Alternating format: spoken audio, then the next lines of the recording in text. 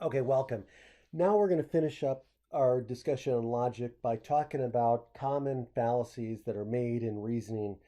These are all fallacies dealing with inductive arguments. Okay, so these are common in everyday language when you're talking to people and they're trying to argue a position. It doesn't matter what the position is.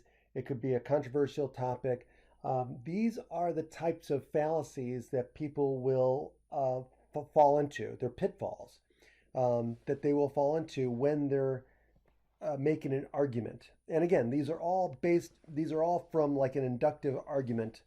So I'm going to go through them, and these are the most common ones. They're not the only ones, but they're the common ones. So in the previous discussion, we saw that logical arguments can be invalid when the premises are not true, when the premises are not sufficient to guarantee the conclusion, or when there are invalid chains in logic. There are a number of other ways in which arguments can be invalid, and um, a sampling of these are what we're going to go over. So ad hominem. Ad hominem arguments, it actually comes from the Latin of at the person. You're actually not attacking the argument, but it's where you attack the person. This is the most one of the most common ones, and this is one that people will resort to most often because they don't have a good argument themselves. So most people, if they don't have a good argument, they will resort to attacking the person instead of the argument. Okay, um, and so that's one you definitely want us to stay away from, right? Um, because it just makes you look bad. So in example 44, Jane says that whales aren't fish, but she's only in second grade, so she can't be right. So this is a form of ad hominem. Here the argument is attacking Jane. Just because Jane is in second grade doesn't speak to the validity or the soundness of her argument, um, or the strength of her argument. Okay, here, um, okay, example 45. Jane says that whales aren't fish, but everyone knows that they're really mammals. She's so stupid. That's another, there we go. She resorted to attacking the person. Okay. So now it certainly isn't very nice. Okay. But this would not fall into an ad hominem um, type of argument, since a valid counter argument is made along with the personal insult. So, where in example 44, the person doesn't really respond to the argument, okay, but just attacks the person, where in example 45, they do give a good response to the argument, but then follows it up with an insult. So, again, not very nice thing to do, but that would not be an ad hominem argument. Okay. Example 46. Nobody has proven that photo isn't of Bigfoot. So it must be of Bigfoot. Oh, I'm sorry. I'm skipping one. I thought I was still on ad hominem. So appeal to ignorance. The appeal to ignorance means that, hey, it's a type of argument that assumes that, hey, something is true because it hasn't been proven false. Okay, so if you can't prove something false, if something has not been proven false, you assume, hey, it must be true. That is a that is a fallacy. So it's appeal to ignorance. Okay, so here's the example that I was going to do. Nobody has proven that photo isn't of Bigfoot, so it must be Bigfoot. That obviously doesn't make, that is not a good argument. Okay, just because nobody hasn't proven that it's Bigfoot doesn't mean that it has to be Bigfoot, that it automatically is Bigfoot. Okay, it we just don't know. Okay, so then there's also the appealed authority. These arguments attempt to use the authority of the person who's making the argument to prove the claim. This happens a lot in academia, unfortunately, when you're dealing with people will make arguments because they have a PhD, or they're an academic, and they'll make these arguments and that people will believe them because they're a PhD. Well, just because you have a PhD or just because you have these letters after your name doesn't mean that your argument is valid. Remember, arguments are valid independent of who is saying the argument, right? So you have to look at the argument. So and be careful that just because the person who's saying it may be an authority or an expert of some sort doesn't mean that their claim is automatically valid, that the argument is valid. Now, their arguments may be more persuasive to people because of who it is that's saying the argument, but again, look at the argument. Okay? So, while often authorities can provide strength to an argument, problems can occur when the person's opinion is not shared by other experts or when the authority is irrelevant to the claim. So, for example, if somebody is trying to argue something outside their field of expertise, that is something that is going to, call into question, right? So just be aware. So here's example 47. It says a diet high in bacon can be healthy. Dr. Atkins said so. Okay. Here, an appeal to authority of a doctor is used for the argument, right? So they're saying, hey, a diet high in bacon can be healthy. And they're saying, well, because Dr. Atkins said so. Okay. So this generally would provide strength to the argument, except that the opinion that eating a diet high in saturated fat runs counter to general medical opinion. More supporting evidence would be needed to justify this claim. Now, that's not saying that Dr. Atkins is necessarily wrong, right? We all know where the medical community has been patently wrong on certain positions. So, but again, it is still a fallacious argument to make by using somebody's expertise or um, their position, right? Their as an expert to prove the claim. Here's another one. It says Jennifer Hudson lost a lot of weight on Weight Watchers, so their program must work. Here, there is an appeal to authority of a celebrity. While her experience does provide evidence, it provides no more than any other person's experience would, right? So this is another appeal to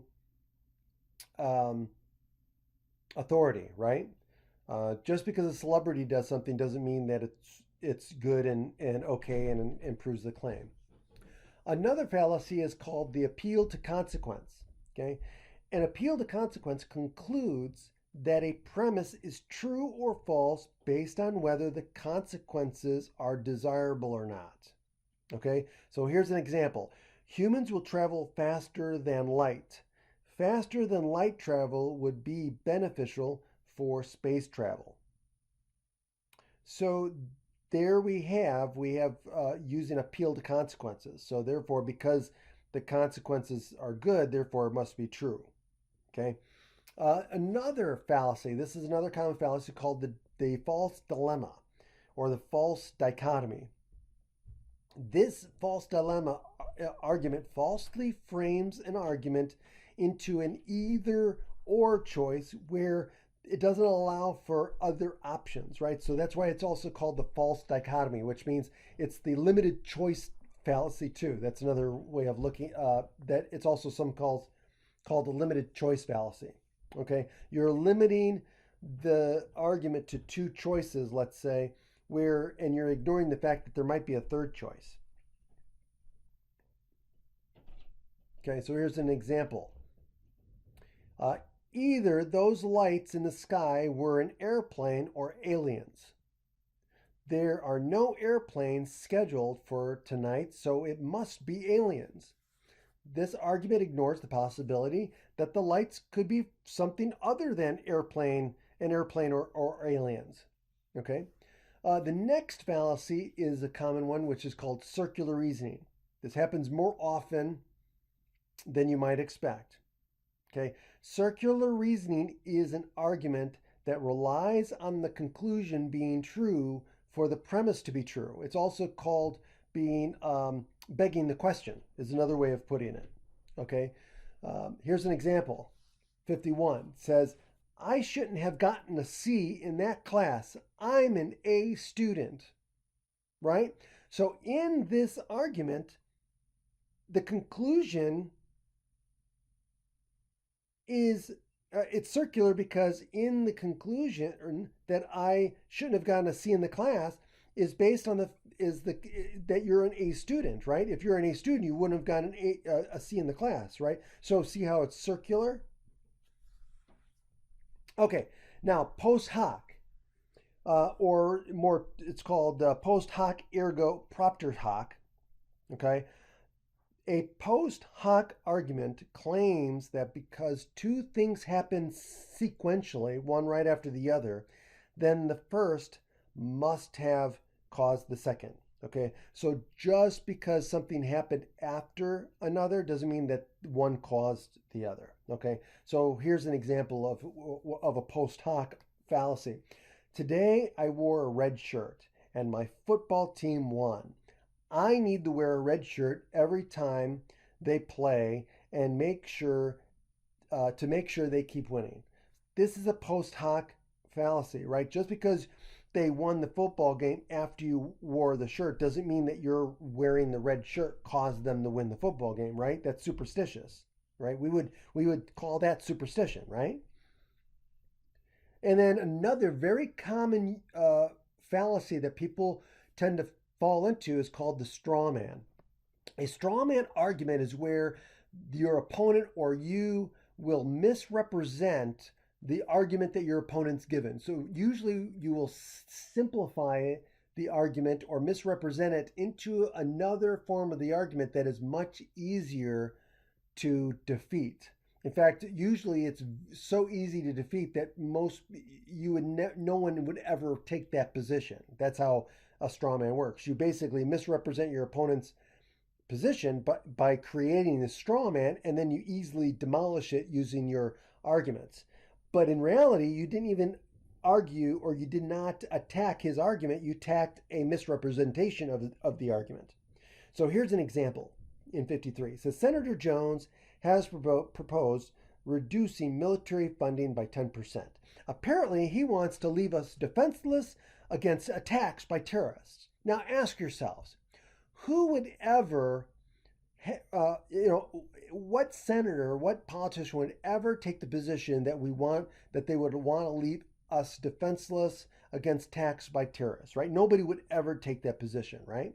So this is a straw man, right? You're misrepresenting the position of Senator Jones, wanting to reduce the 10%, making it into something that no one would ever get behind, right?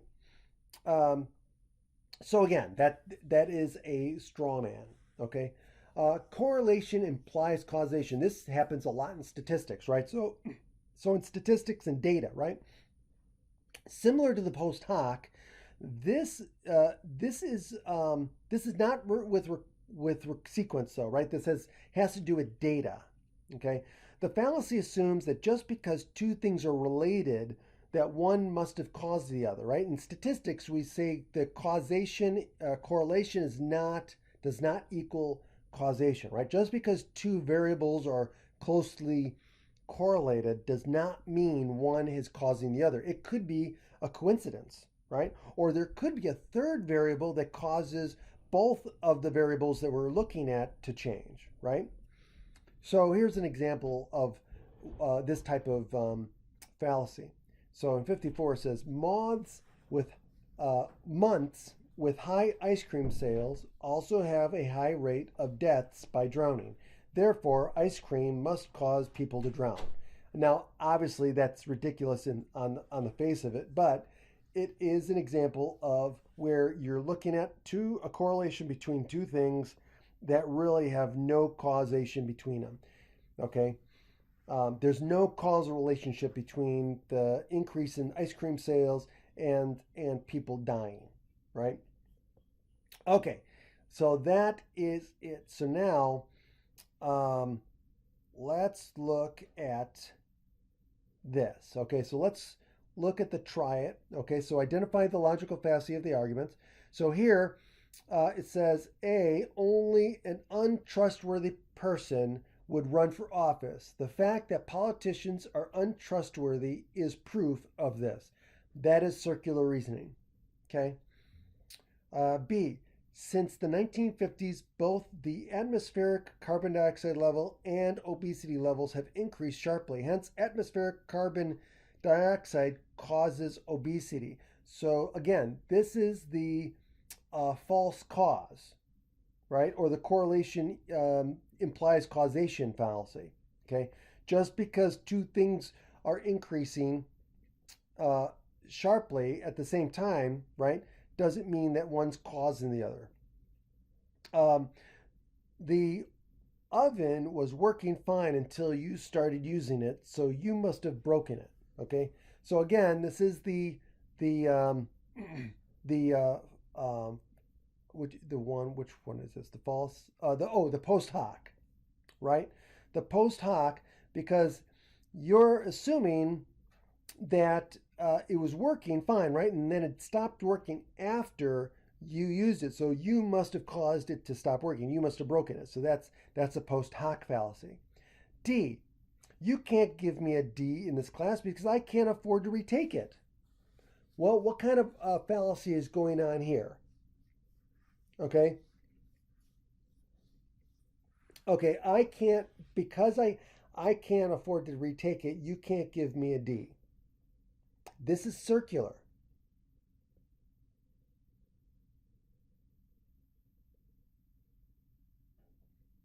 Um, yeah, you can't give me a D in this class because I can't afford to.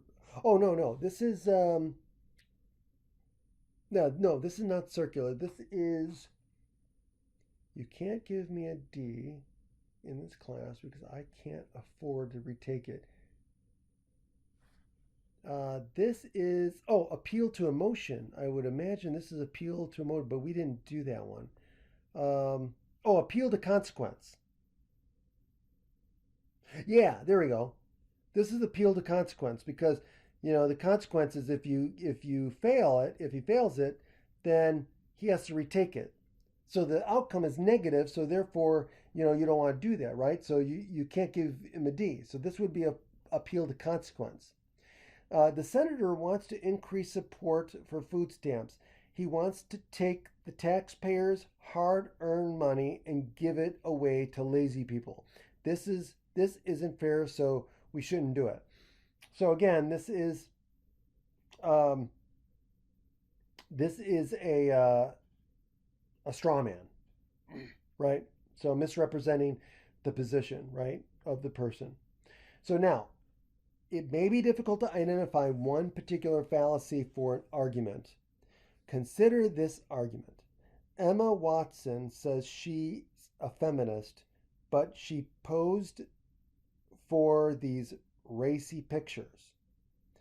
I'm a feminist, and no self respecting feminist would do that. Could this be ad hominem, saying that Emma Watson has no self respect? Could it be appeal to authority because the person making the argument claims to be a feminist? Could it be a false dilemma because the argument assumes that the woman is either a feminist or not, with no gray area in between? So it can be difficult to categorize what fallacies are going on. But again, the way you get better at these things is practice.